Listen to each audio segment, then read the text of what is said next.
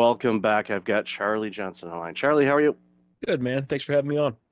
I'm really looking forward to this conversation. I love your job title and obviously your background and all that. But for those that aren't familiar with you, why don't you share a little bit about you and then we'll jump into this really awesome conversation. Yeah, real quick. Born and raised in Utah. As most people know, Utah is very heavily religious Mormon. I was not. And there is a point to me telling you guys this. We didn't have any religion. We weren't atheist. We weren't Catholic. We weren't Buddhist. I had a unique set of parents. So we were just a blank slate. I didn't do well around kids my age. When I was in high school, I was offered a job. I jumped at the chance. I loved being around adults. Got into that business, and I just flourished at a very young age. I had no college background, blue collar parents. I didn't understand anything that was going on, but it just really clicked with me. Just come to find out I was an old soul, enjoyed it. Did that business, did really well there, and then jumped into the Pay It Forward Foundation after I left that business. But during that time, which will lead into the conversation, I spent 10 years with a very enlightened teacher. Now, I had no framework for religion, for spirituality, for the path, any of it. So for me to cross paths with the man I did was very, very unique. But the reason I told you I was not religious or had anything, I was just a blank slate. So when he met me, he had no constructs and no beliefs, and he had nothing to strip out of me. So when I say, like, kind of like this wall behind me, it was just pure consciousness to just fill in. But what he did is he didn't fill it in. He stripped it down even more. He had me read all the books, all the Bibles, all the Bhagavad Gita's, all the different religions, Judaism, everything, but not to teach me anything, but to show me how everything's coming from the same spot, which then led to a very neutral stance, which then leads to why I really believe that no consciousness is very important in business. And we really need to merge those two worlds. No, it's very important that you shared that because I think and you know this, we see in the various organizations that are thriving versus the ones that aren't. There's a lot of biases that they bring into it, and there's often times, and we see this, if you watch mainstream media, there are some very polarizing viewpoints on things and an unwillingness to actually explore and learn and seek to understand Yes. other points of view. They don't bring that to the table. They're like, this is how it is. I'm like, Yeah. is it?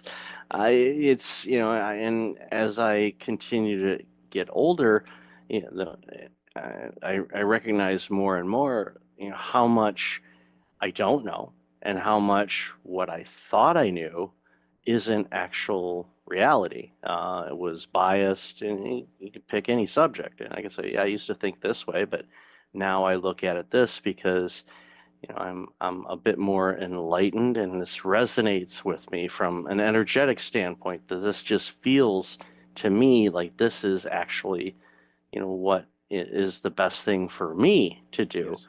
It as a is. leader. And too often, and I just had a conversation before we had our call start with someone else, and we were talking about burnout and stress and whatnot, and a lot of times it's just this lack of clarity that people have, and because not, pardon the pun here, but I think too many people are going through life unconscious. They're awake, but they're not conscious of what's going on, both internally in themselves, but also in their surroundings around them, and that's problematic when it comes to just living a normal everyday life, but even running a business. And you see time and time again in the work that you do, a lot of organizations are just aimlessly out there, and it's no wonder that they're struggling.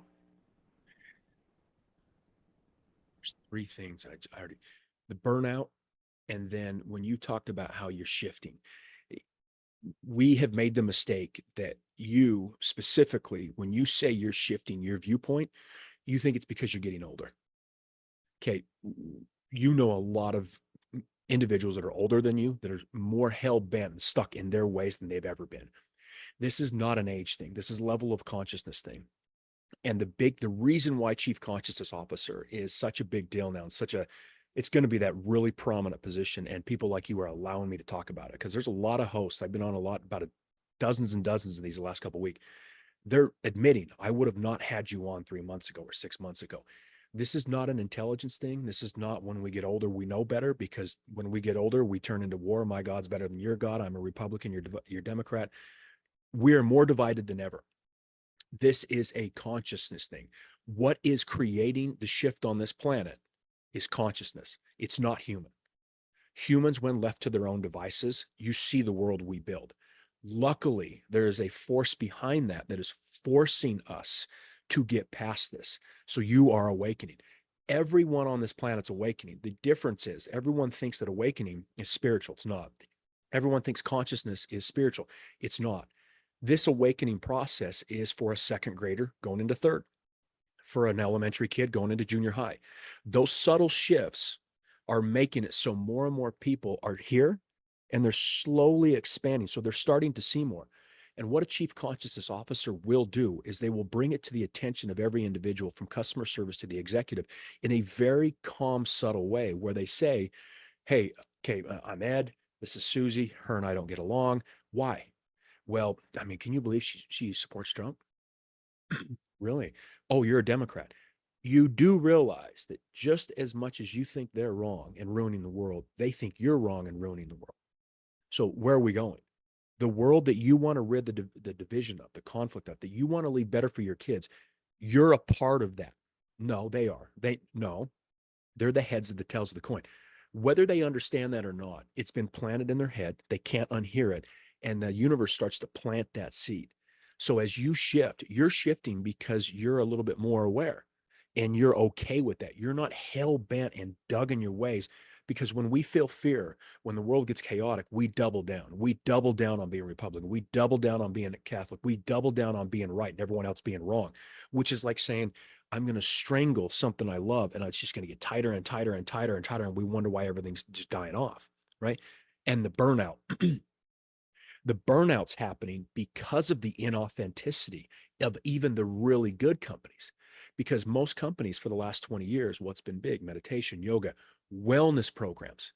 A CCO is not a wellness director. Is what I would do is not about meditation. It's not about mindfulness. It's not about yoga. It's not about your wellness program. Because once again, look at the world. Do the wellness programs look like they're helping? No, because they were inauthentic. HR was forced to do it.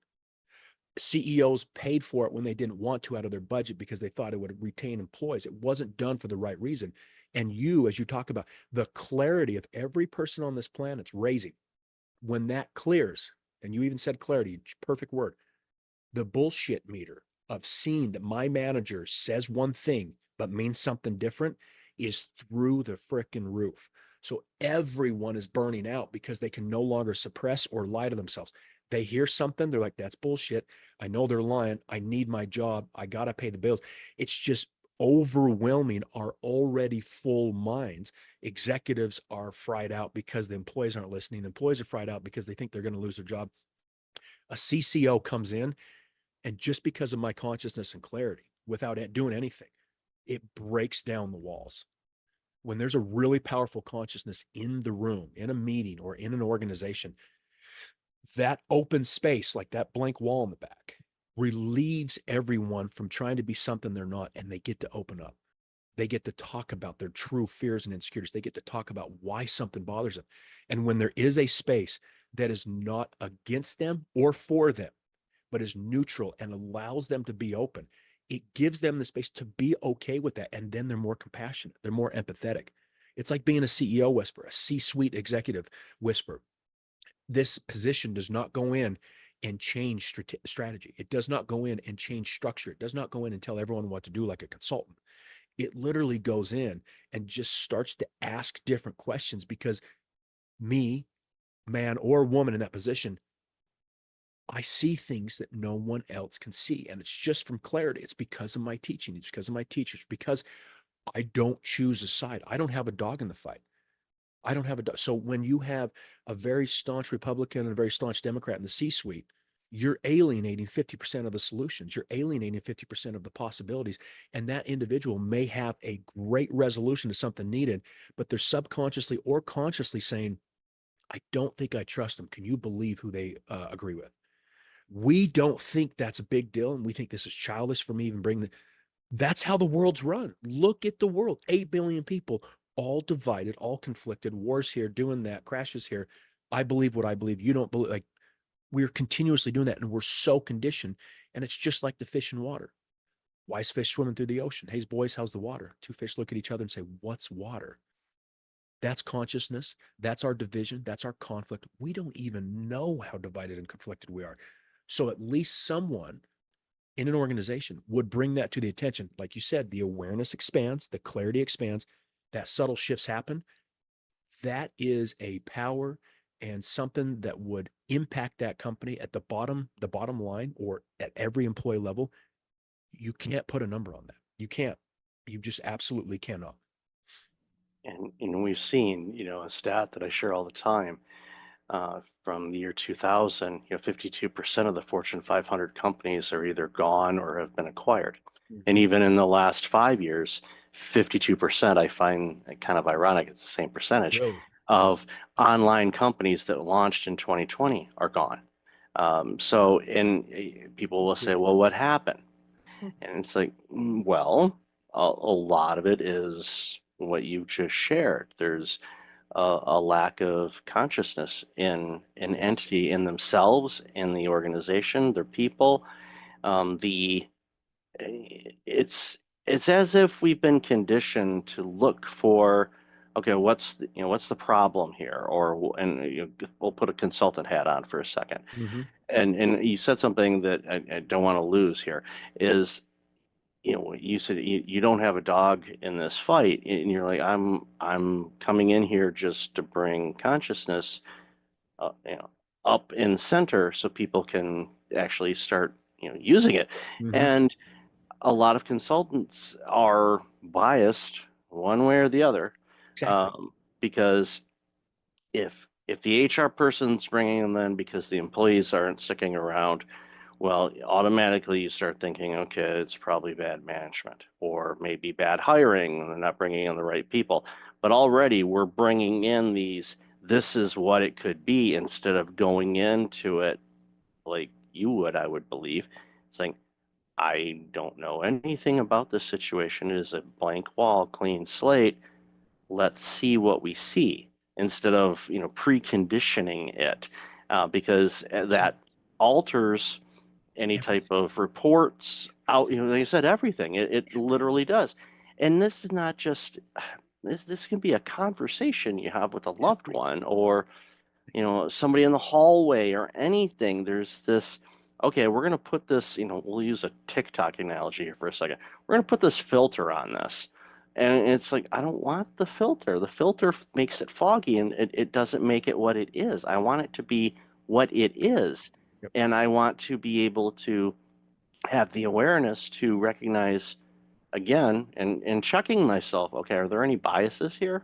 Because there's a good chance there probably is, just because of our conditioning and all of that. But I think as we continue to strive to, and we should, every one of us, strive to become more aware of not only ourselves, but just the world around us, to recognize the noise that we're hearing, the things we see, and understand it's like, from an energetic standpoint, is not, this does not feel right, or doesn't feel good to me. What is it? And dig into it, and be curious about it. And I think, curiosity again is one of those things that I think a lot of people, especially when they're burned out, they're no longer curious. They just know this is what it is, and they just kind of basically say this is how it's going to be. Again, being very pigeonhole minded and thinking this is how it's going to go. And like, is it? Does it have to be that way? How are you looking at this? And Yes. and again, the approach of just in this role. And I love how you said also that, this is not, another one of those, you know EAP program 3.0 type of things, where it's like, oh, we brought them in because we have to. We got to spend them because we got to keep our people happy. Otherwise, they're not going to do their jobs. And Yeah. well, Yeah. they're not going to do their jobs not because you have an EAP program or not. They're not doing their jobs because the environment is not conducive for them to thrive and be able to do what they are able to do, and they But feel suppressed. do So, what are your you thoughts on that? remember? Do you remember that movie with William H. Macy called The Cooler? Mm-hmm. Yep, Okay. been You telling me remember that. like Yeah. the premise of it, like he was hired by the casino. If someone was really winning a lot of blackjack or a lot of roulette, they would just casually call him up. He wouldn't say a word. He'd either sit at the table or lean at the roulette table. And he was a cooler. He was an energetic cooler. Even Vegas casinos who were very tactical, very strategic, like they brought someone in to mess with the energy of the guy who was doing really well, and the table would die down. They called him the cooler. This position is the polar opposite of that. This position walks into a room, walks into a CEO, walks into the water hole with employees and mid-level managers and customer service and brings it up without fail.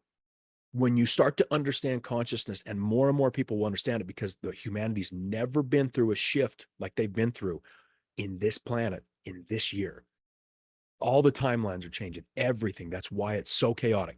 But this position is going to bring clarity just by being in the room. The consciousness expands. It takes everything and starts to wipe the grease off the windshield of their car, and they start to see things.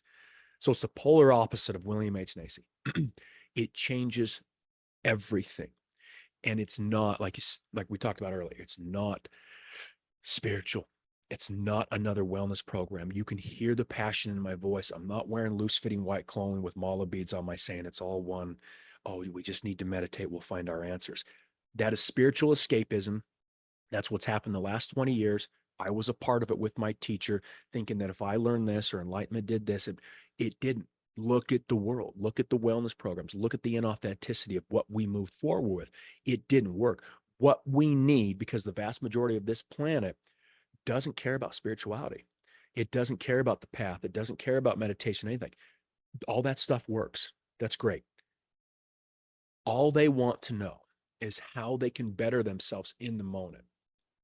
If they keep using the mind, the same mind that created the problem can't solve it. If they keep using the middleman, that's the issue.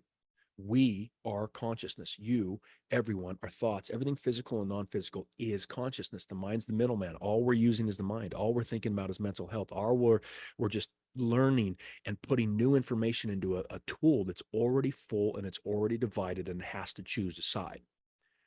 This is consciousness. And the one thing that I think executives would love to hear is knowledge is structured in consciousness. Everything you've ever learned, thought, read about the books, the lecturers, podcasts, anything possible that you know or don't know came from consciousness, not the middleman mind. If you are an executive, mid-level manager, customer service, and you are trying to figure out how to better your life, you need to tap into this vast resource of consciousness, because everything you want to know, everything you want to better yourself is in consciousness. It gets dumbed down, filtered, and ruined when it goes through humans and through their divided mind. And I'm a Republican and I don't want to deal with Democrats and vice versa, Catholic atheists. Consciousness is pure. It's neutral. Whatever you want, whatever knowledge you want, so it's not painted but by side, comes from consciousness. That CCO. And the other thing is, like I said, I've got 20 years of business owning, of being a business owner. I've got 7 years in nonprofit. I've got the time with my teacher. That's a very unique set of skills that would come in and be able to talk to executives at their level. It wouldn't be about it's all love, meditation. We're all just going to sit here and kumbaya. No, it would be still about profits. It's not. It's about that subtle shift in everyone on the planet, subtle shift in everyone in the organization. When that happens, everyone starts to function better. And the companies, we can't tear down capitalism. We can't tear it all down and just go off to the Himalayas and meditate. Most everyone still needs a job. We need to combine those two worlds. We need to mesh them in. We need to not separate them. They don't need to be two worlds. And the other thing is, you've got a considerable amount of employees, executives, VPs, middle level managers who are doing something spiritual, doing an ayahuasca trip or a silent retreat or going on a meditation or changing religions or doing energy. They're doing unique things that they don't even want to tell their family about. Imagine having someone on staff who can absolutely relate to that, talk to them, and guide them down the path on top of keep them going in business, less burnout, hire better, help HR hire more consciousness people. All the executives, I can promise you that most executives have done something like I just said, and they don't tell anyone about it. Imagine having someone who's neutral, who's seen people levitate, who understands energy, who understands consciousness, who understands all of it, and can talk to them about it. Because most people will go do something that's just so life transforming, and then they have no one to talk to. They just go do one instance, and they're just like, "Well, I'm out here, I feel better," but then what? The CCO is an all-encompassing individual that is basically going to become like the glue of the organization that just helps everyone they talk to in just the most subtle way. And you're opening them up. You're opening up their clarity and their consciousness. So guess where the answers come from? Not from another executive telling everyone what to do, not from your manager. It comes from them. And when they have their own ability to bring that confidence back, to choose what they want to choose, and they feel like it's their idea because it is, again, that's another shift that a company just can't put a value on. Yeah, it reminds me, I took over a multi-site primary care healthcare clinic several years ago. And when I went in, they were averaging 90% turnover. So 9 out of 10 employees, and these are master's level and above employees, were Yeah. leaving annually. After my first year there, I reduced that number to 6%. And Wow. I didn't pull a Jack Welch and just de-hire everybody. There was a couple people that just weren't the right fit there, and they went on to do better things elsewhere. But I went in, and I knew the challenges because I knew the predecessor quite well, and we had talked quite a bit, and they had let me know that they were leaving, and they said, you know what, for some reason I think you'd be, because I was in a position that I wasn't looking, but I thought, you know what, I think there's an opportunity for me to not only grow myself, but to see if I can help.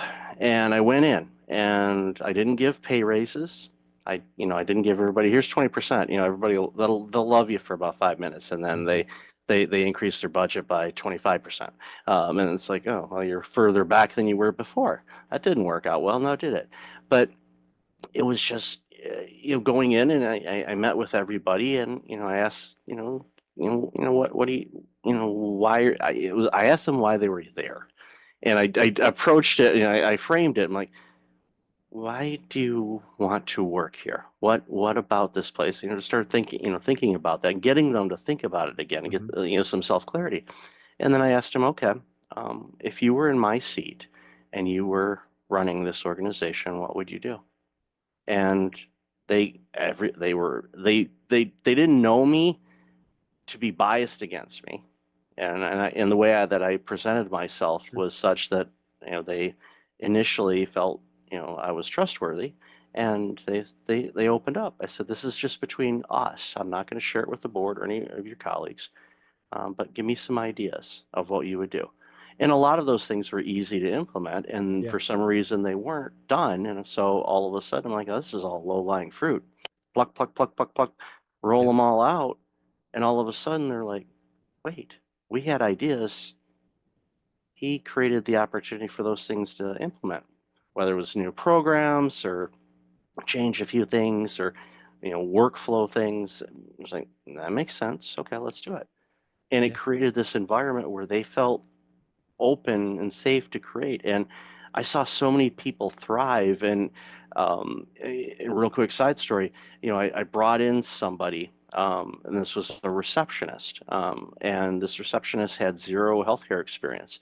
And the doctors were like mad as hell at me, going, "Why did you bring in this person? They don't know the first thing about healthcare, and they're going to be dealing with patients and appointments and this." And but she had experience working in cell phone retail. So she was used to dealing with irate customers that were upset about their bill, not getting all Wow. the bells and whistles on their latest iPhone and Yep. all that kind of stuff. So if she can handle that she can handle these. And she thrived to the point where, and she had a long commute to our office. And I was, talking with some colleagues, and a sister clinic that was closer to where she lived had an opening for the role that she was doing. So I called up the director there and I said, I don't want to lose her. She's amazing. She's grown so much. She's done this and this and this, but she's like 5 minutes from you where she lives. I said, I have not talked to her about this. Would you be willing to look at her resume if she's interested? Of course. So Yeah. I talked to her and she's like, you want to get rid of me? I'm like, no, I do not. But Mm. you're going to gain 2 hours a day of your life back from a commute. Oh, So wow. think about this. You sleep on it. You don't have to rush. Let me know. And she came back the next day. She's like, okay, I'm willing to have a talk. Fast forward a few years, now she's, in middle management of that clinic running it. So she went from receptionist to running a clinic. Beautiful. And and that was just, I went in because I want people to find their uniqueness and channel their energy to be the absolute best servant to all of us. If I can create that, if I can do a small part on my part to create that environment so they can run with the ball, and you mentioned a moment ago, you're not going in there doing the work for them. They're Mm. doing the work. They're coming up with Yes. the ideas and the concepts. When Yes. you when organizations do that, they're the 48% that are still here, and the 52% that aren't didn't. I could easily go through all of those companies like, okay, they didn't do this, this, and this. Yeah, there might have been some funding issues or whatnot. Okay, but the majority of those companies, they didn't do that work and didn't create that environment, and that's when we see, the problems that we see, and you see it all the time. And Yep. that's why the work that you're doing is so crucially and critically important as we are shifting in this world. And you hit it right on the head. This world is changing, Oh, and there's a lot of people that are clenching their pearls, pardon a quote from my brother, because they don't want to change, and they're like, no, it's got to be this way. It's like, again, that's that you're limiting, you're eliminating. It's a silly analogy, but it's like, okay, let's go out to dinner, but we're not going to be able to go to these 15 restaurants in this town, and we only have 17 restaurants. hmm. You're restricting yourself by Yep. doing that, and open up and be open to what this universe and energy has for you. And the more open you can get, the better it will be. So, love to hear your thoughts on that. Yes. So two things. Things are all of it's going to change, and then the story. That's a beautiful story. Let me add one caveat to that.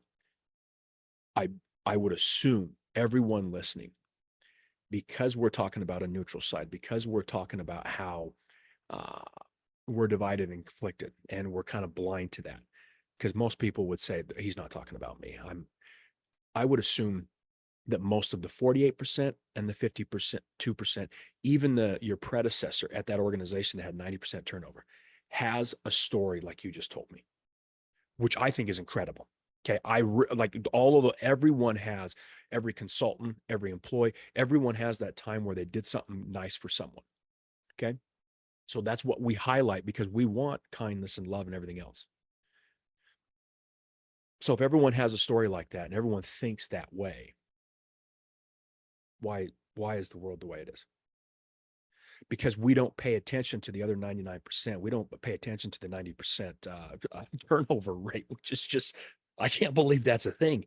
But I really, again, I don't have a dog in the fight. I'm not downplaying these stories.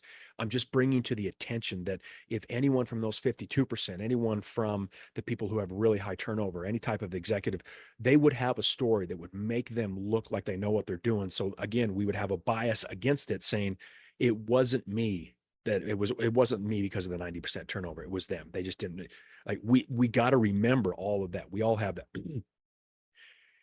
Which I hope there's more stories like that. When we remove the division and conflict and everyone raises up subtly with that consciousness, there will be more legitimate, authentic stories like you just told me, and it'll create less division and conflict.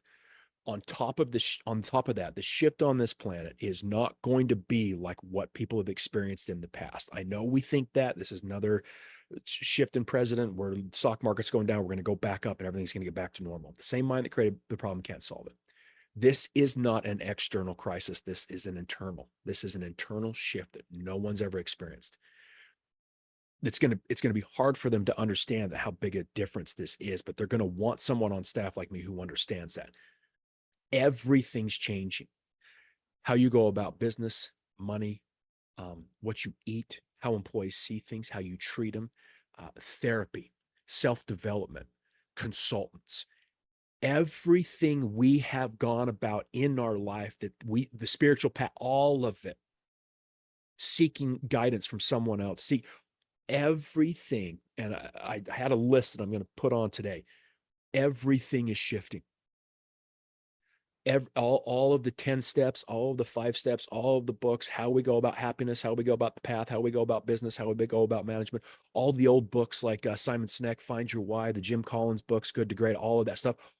All of that is going to shift because this is an internal consciousness shift, and everyone's DNA, their cells, their beings, their consciousness, their clarity is shifting. What all of that was built off of was a lower level consciousness.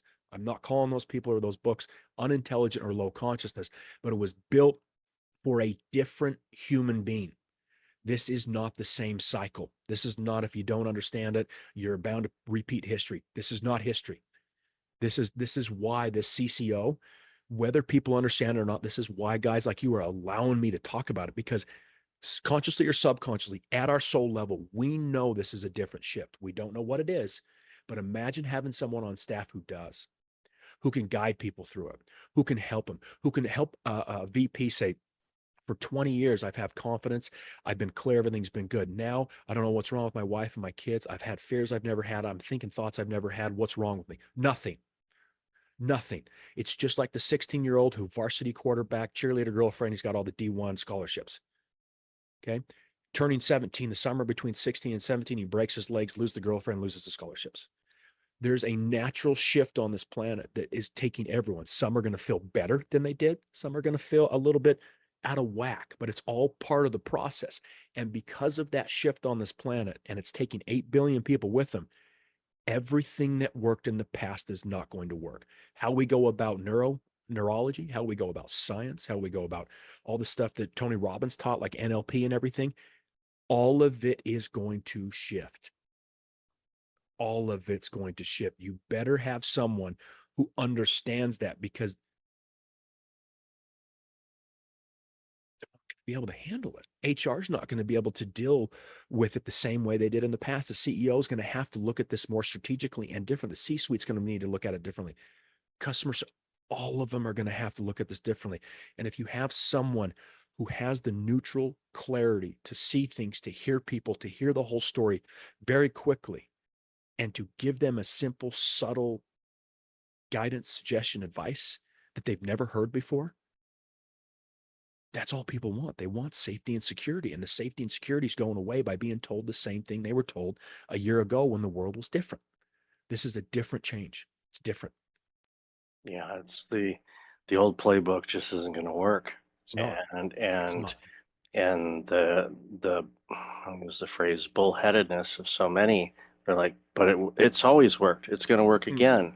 mm-mm. No, it's not. It's not. And it's bloody apparent that it's not working. And is it frustrating for some? Yeah, but I think I'll use the analogy of sometimes when you are, and I've seen this, and I'm sure you have too, and when you're becoming more awakened or alert, your consciousness is growing. Mm-hmm. There's this, call it the wilderness, where you're like confused because you're literally, okay, I have all of these instruction manuals that I've been collecting all over the years, and none of them are working. No, They're just not working. nope. It's like I can't get this remote to work. I've got all the remotes manuals. It should work. It's not working anymore. What's going on? It's like, well, that's where the stepping into something new. exploration. Yeah. Yeah, something new. And I I don't want to go generational because I things like that, but because I've seen people in all generations, again, they're stuck in their ways and they don't want to change and they're not open to it.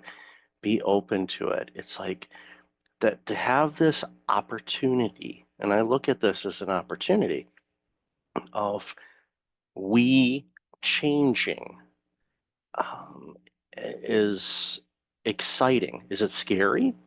Sure, if you want to be, fearful about it, but fear is just one of those uneasy feelings of the unknown because we've conditioned ourselves or been conditioned of, well, we know how to do this. Well, for the first time we did something, doesn't matter what it was, whether it was that first step or that first telling, our loved one for the first time that we loved them. It's like, how's this gonna land? And it's the more we're focusing on consciousness and the more open and just being open Yeah. to things is going to make a big difference. And having a role like the CCO in organizations is going to help so many organizations navigate through, excuse me, all of these things. And I think it's really important for us to know that. So, love this conversation. Where can people find out more about you and this awesome work? We'll put it in the video. I love people to just check things out on my LinkedIn because that has everything that's going on there. We'll just put my 801-633-6033 cell. I care if call or people text. Email, we'll put that in there, charleypif with a Gmail. And one last comment. You talked about generation. That's another thing a CCO will understand. All generations have competed with each other or said this generation's weak, this one's strong, this way. This next generation is part of why the consciousness is shifting, and they are different. They are going to be doing a lot. Our generation, older generations will look at them in a different way. Lazy, they're doing incredible amounts of heavy lifting to raise the consciousness on this planet. And a CCO would also help HR hire higher consciousness individuals that would still work within the culture and the company and wouldn't be lazy, because the CCO would be able to see that individual immediately where their consciousness is, where they're going to be, how they're going to fit in. That's another thing that HR would really benefit from. So we'll put that information in the video. I very much appreciate you allowing this to be spoken about to your audience. Anyone who wants to have discussions about this, I see this year. I see it very soon. A good sized company hiring a CCO, and then I see their competitors and everyone else looking at that and saying, "How do we get one?" I want to get hired on full time, and then I want to help other organizations hire this individual because it's a rare breed. It won't be a wellness yoga instructor, meditation teacher. It needs to be someone with a business background who has a very clear consciousness. Yeah, it's very important work, and I highly implore every company take advantage of this. And the impact you will see is beyond your comprehension. So, Yes.